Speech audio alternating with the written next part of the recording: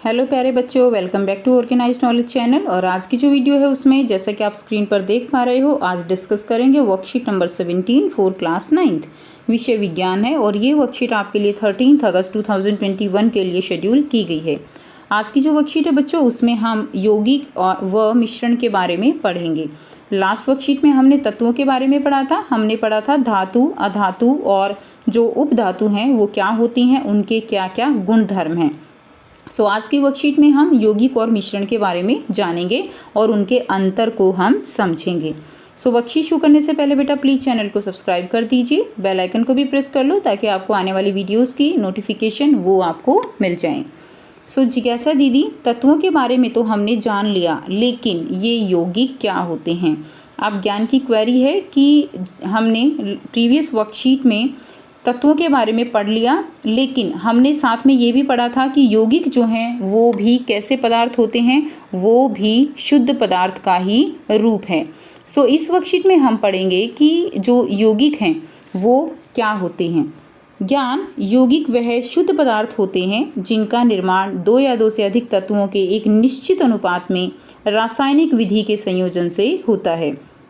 ठीक है, यानी यौगिक जो बनेंगे उसमें दो या दो से अधिक तत्व होंगे। जैसे कि हमने एग्जाम्पल लिया था H2O, तो ये इसमें दो या दो से अधिक तत्व हैं, हाइड्रोजन है, ऑक्सीजन है, और ये एक निश्चित रासायनिक विधि के संयोजन से बना हुआ है और इसके अंदर अनुपात भी निश्चित ही होगा। यानी पानी का जो फॉर्मूला होगा बच्चों वो हमेशा H2O रहेगा, जिसके अंदर हाइड्रोजन दो होंगे, दो परमाणु, और ऑक्सीजन का केवल एक परमाणु रहेगा।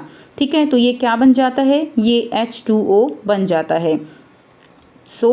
जब जो तत्व हैं वो एक निश्चित अनुपात में रासायनिक विधि के संयोजन से बनते हैं, एक रासायनिक अभिक्रिया के तहत बनते हैं, तो उनको हम यौगिक कहते हैं। जैसे कि नमक और ग्लूकोज है, जल है, ये सभी रासायनिक अभिक्रिया के दौरान बने हैं।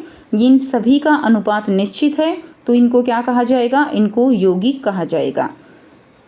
H2O, जल का निर्माण हाइड्रोजन और ऑक्सीजन के तत्वों के संयोजन से होता है। हमारे चारों ओर के पदार्थ तत्वों से मिलकर ही बने हैं, लेकिन प्रकृति में ये ज़्यादातर यौगिक और मिश्रण के रूप में मिलते हैं। अब देखिए यौगिक और मिश्रण में क्या क्या अंतर है। यौगिक क्या है, इसका निर्माण हमेशा रासायनिक अभिक्रियाओं के द्वारा होता है, जबकि जो मिश्रण होता है इसके निर्माण में कोई भी रासायनिक अभिक्रिया वो सम्मिलित नहीं होती है। तो आप याद रखेंगे कि इसके निर्माण में कोई भी रासायनिक अभिक्रिया सम्मिलित नहीं होती है। मिश्रण को तो जैसे कि आपने एक मुट्ठी नमक और एक मुट्ठी रेत मिला दिया तो वो क्या बन गया, मिश्रण बन गया, उसमें कोई रासायनिक अभिक्रिया नहीं हुई। यौगिक ये शुद्ध पदार्थ कहलाते हैं। ठीक है, और किन्हीं भी दो या दो से अधिक पदार्थों को किसी भी अनुपात में मिलाएं तो वो क्या कहलाता है, वो मिश्रण बनता है। इनका जो संगठन होता है वो सदैव स्थायी होता है। कैसा होता है बच्चों, स्थायी होता है। जैसे हमने पढ़ा अभी H2O, तो ये इसका संगठन क्या होगा, हमेशा इसमें दो हाइड्रोजन और एक ऑक्सीजन रहेगा। इसी तरह कार्बन डाइऑक्साइड, एक कार्बन और दो ऑक्सीजन ही रहेंगे।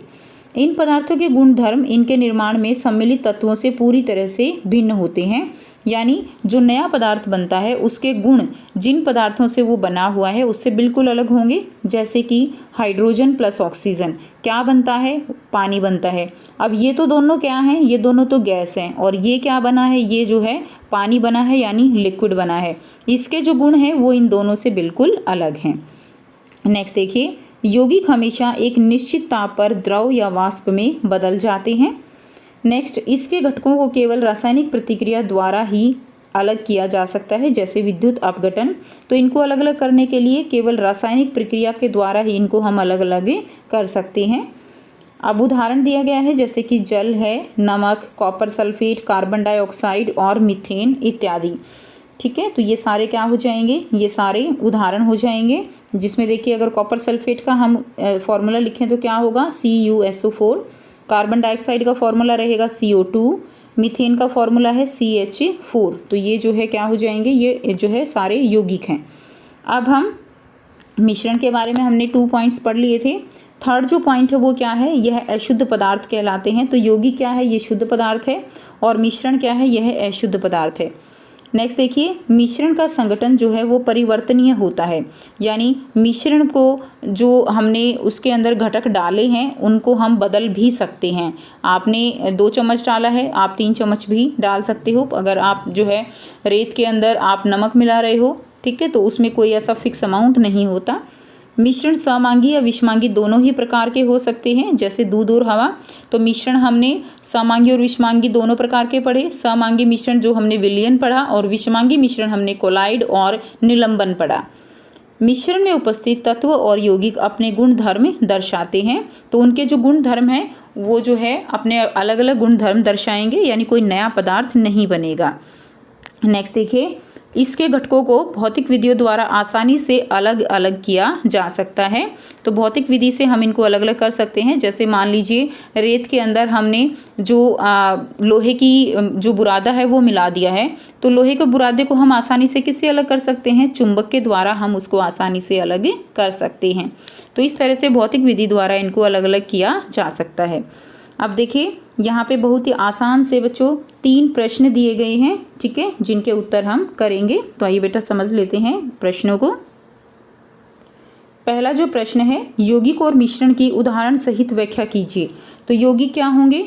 2 या 2 से अधिक तत्व या पदार्थ जब एक निश्चित भार के अनुपात में रासायनिक क्रिया करके एक नए पदार्थ का निर्माण करते हैं, तो इस प्रकार बने नए पदार्थ को यौगिक कहा जाता है, ठीक है। तो इस प्रकार का जो नया पदार्थ बनेगा उसको क्या कहते हैं? उसको हम यौगिक कहते हैं। उदाहरण है पानी, साधारण नमक आदि यौगिक के उदाहरण रहेंगे। नेक्स्ट है मिश्रण। जब 2 या 2 से अधिक तत्वों या यौगिकों को किसी भी अनिश्चित अनुपात या मात्रा में मिलाते हैं, तो इस प्रकार बने पदार्थ को हम क्या कहते हैं बच्चों? मिश्रण कहते हैं। जैसे वायु है, रेत है, ये किसका उदाहरण होगा? ये मिश्रण का उदाहरण हो जाएगा। नेक्स्ट जो प्रश्न है वो है यौगिक और मिश्रण में अंतर आपको स्पष्ट करना है। तो देखिए अंतर जो है यहाँ से आप लिख सकते हैं, क्योंकि आपको जो वर्कशीट में अंतर दिया गया है वो बिल्कुल सामने सामने सेम बातें नहीं बताई गई हैं, तो आप ये वाला अंतर लिखेंगे तो आपको याद करने में ईजी रहेगा। पहला जो अंतर है, तत्व या यौगिक केवल मिश्रण बनाने के लिए मिलते हैं, कोई नया पदार्थ नहीं बनता। तो मिश्रण में कोई नया पदार्थ नहीं बनेगा। यौगिक में ये एक पदार्थ क्रिया करके नए पदार्थ का निर्माण करते हैं, तो वो क्या कहलाते हैं? उनको हम यौगिक कहते हैं। सेकंड देखिए, किसी नए पदार्थ का निर्माण नहीं करते, संगठन परिवर्तनीय होता है। जबकि यौगिक ये नए पदार्थ का संगठन जो है वो सदैव स्थायी होता है, अपने द्रव्यमान के अनुसार एक निश्चित अनुपात में ही वो एक साथ ही मिलते हैं।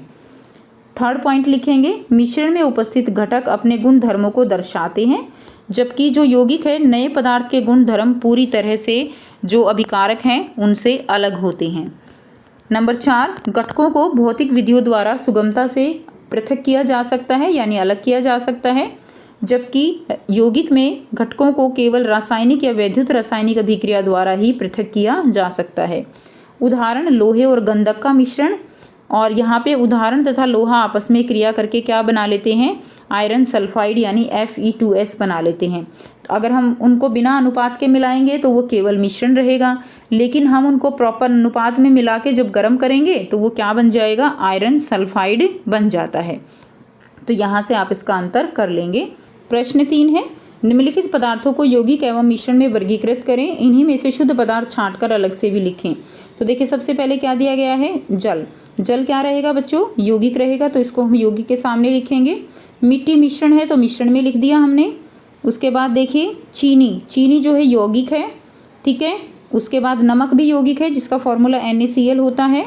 उसके बाद देखिए चीनी का घोल, तो चीनी का घोल क्या है? ये मिश्रण है, समांगी मिश्रण है।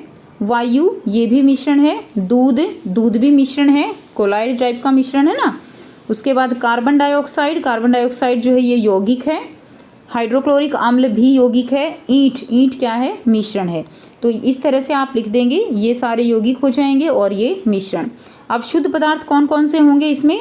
शुद्ध पदार्थ देखिए जल, चीनी, नमक, कार्बन डाइऑक्साइड, हाइड्रोक्लोरिक अम्ल, ये क्या हो जाएंगे? ये शुद्ध पदार्थ हो जाएंगे।